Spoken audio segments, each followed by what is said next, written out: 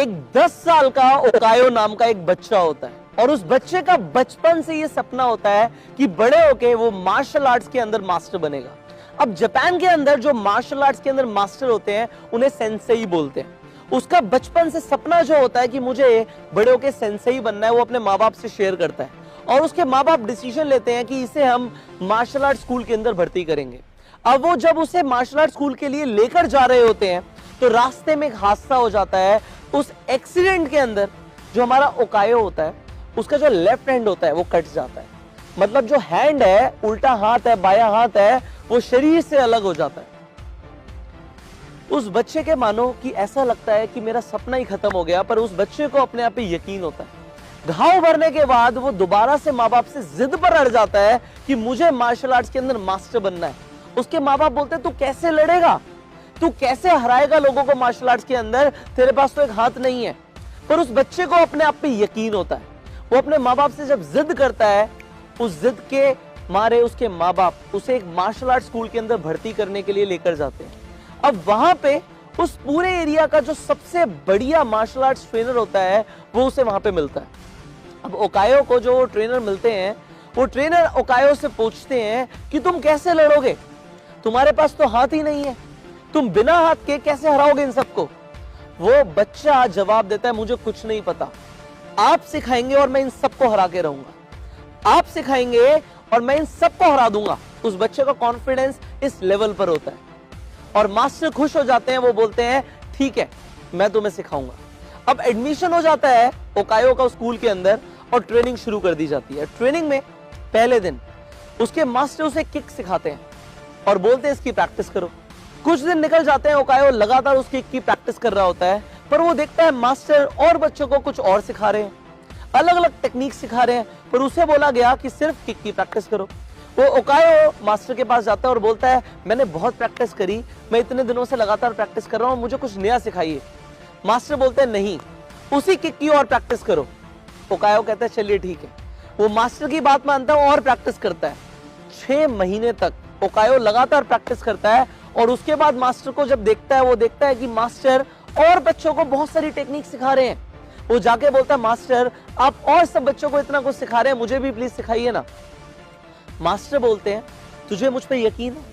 अगर यकीन है तो जो बोला है बस वही करो, अदरवाइज स्कूल से निकल जाओ बाहर। ओकायो अपने मास्टर का कहना मानता है और उस किक की प्रैक्टिस में लग जाता है। 2 साल निकल जाते हैं। 2 साल के बाद अगेन वो मास्टर के पास जाता है और मास्टर बोलते हैं सेम किक की प्रैक्टिस करो। अब 6 साल और, मतलब 2 साल पहले और 6 साल और, 8 साल तक ओकायो सिर्फ एक किक की प्रैक्टिस करता है और कुछ नहीं सीखता वो। एंड फाइनली वो दिन आ जाता है जब वो 18 साल का हो जाता है और उस स्कूल के अंदर एक परंपरा होती है कि जब ट्रेनिंग कंप्लीट हो जाती है तो सारे बच्चों को आपस में कंपटीशन कराया जाता है, बैटल होती है, रियल लाइफ बैटल। एंड उसके बाद जो जीतता है, जो विनर होता है, उसे सेंसेई की उपाधि दी जाती है। अब फाइनली जब बैटल शुरू होती है, बारी आती है ओकायो की। ओकायो को लगता है मुझे तो कुछ आता ही नहीं है, मुझे तो सिर्फ एक किक आती है, मैं कैसे हराऊंगा इन सबको।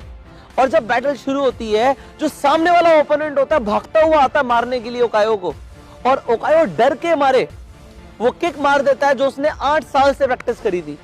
और होता क्या है, एक किक पड़ते ही सामने वाला ओपोनेंट नॉकआउट, बाहर। सब देखते रह जाते हैं। ओकायो को भी बिलीव नहीं होता है मैंने कैसे कर दिया। अगेन दूसरा राउंड होता है। दूसरे राउंड में भी सेम होता है, ओपोनेंट मारने के लिए आता है और ओकायो सिर्फ एक किक करता है और होता क्या है, नॉकआउट, सीधा बाहर। ओकायो का कॉन्फिडेंस बढ़ जाता है कि हाँ मैं कर पा रहा हूं। एंड फाइनली तीसरे राउंड के अंदर ओकायो से थोड़ा सा हैवी कॉम्पिटिटर आ जाता है, जो उसे लगता है ओकायो को कि मैं इससे नहीं जीत पाऊंगा, और आते ही वो पंचेस करना शुरू कर देता है। ओकायो थोड़ा सा लड़खड़ाता है पर देखता है कि जो सामने वाला ओपोनेंट है उसका ध्यान कुछ सेकंड के लिए उससे हट गया, और जैसे ही वो देखता है कुछ सेकंड का उसे टाइम मिल गया, वो दोबारा से किक करता है और होता क्या है, नॉकआउट। 3 राउंड लगातार ओकायो जीत जाता है। एंड फाइनली बारी आती है स्कूल के सबसे ज्यादा जो भयंकर खतरनाक जो ओपोनेंट होता है, जो सबसे खतरनाक मार्शल आर्ट्स का प्लेयर होता है, वो सामने आके खड़ा हो जाता है। एंड ओकायो को जब वो देखता है, स्माइल के साथ देखता है और बोलता है तुझे एक किक में मैं बाहर कर दूंगा, एक बार मारूंगा और तू बाहर है। और ओकायो को भी डर लगने लगता है क्योंकि उसने देखा होता है कि पहले जो ये ओपोनेंट है ये सामने वाले कॉम्पिटिटर को बहुत ज्यादा मारता है, ये इतना मारता है कि ब्लड निकाल देता है। उसे डर लगने लगता है कि वो कैसे हराएगा और बैटल शुरू हो जाती है। बैटल जब शुरू होती है तो थोड़ी ही देर के बाद वो जो ओपोनेंट होता है इतना हावी हो जाता है ओकायो पे, इतना मारता है कि रेफरी आके बोलता है ये मैच हम आगे नहीं कर सकते, इसे रद्द करना पड़ेगा। पर मास्टर पीछे से इशारा करते हैं कंटिन्यू करो, जब तक कोई फाइनली विनर नहीं बनेगा इसे कंटिन्यू करो। मैच को कंटिन्यू किया जाता है। ओकायो खड़ा होता है, संभलता है, और जो सामने वाला कॉम्पिटिटर होता है वो थोड़ा सा ओवर कॉन्फिडेंस में आ जाता है कि मैं तो बहुत बुरी तरह से मार रहा हूं इसे, मैं जीत जाऊंगा।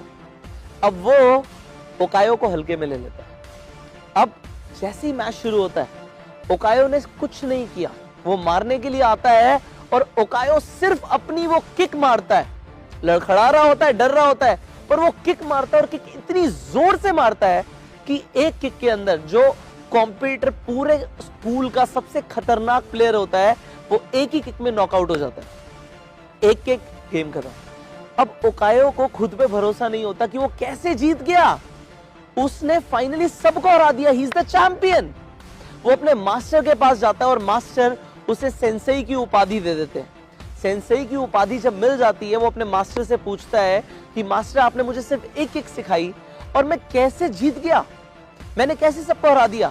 उसके मास्टर बोलते हैं दो कारण है।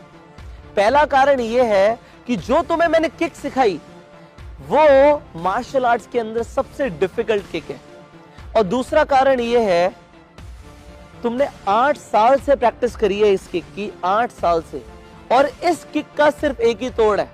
अगर कोई तुमसे जीतना चाहता तो सिर्फ एक ही तोड़ है कि तुम्हारा लेफ्ट हैंड उठा के तुम्हें जमीन पर पटक दे, पर तुम्हारे पास ये करिश्मा समझो या गिफ्ट समझो कि तुम्हारे पास वो लेफ्ट हैंड है ही नहीं, तो इस किक का कोई तोड़ ही नहीं है। अगर तुमने किक मारी तो मुझे पहले दिन से पता था अगर तूने ये किक सीख ली तो तू सबको हरा देगा, मुझे तुझ पे यकीन था, एंड फाइनली हुआ भी है। जिंदगी में अगर एक सही मास्टर मिल जाए तो आपको जो लगता है ना आपकी वीकनेस है कि आप नहीं कर सकते, वो एक सही मास्टर आपको चैंपियन बना देता है। मैं आपसे मिलूंगा अगली वीडियो में, तब तक के लिए इस वीडियो को अपने सारे फ्रेंड्स के साथ सारे व्हाट्सएप ग्रुप में शेयर कीजिए।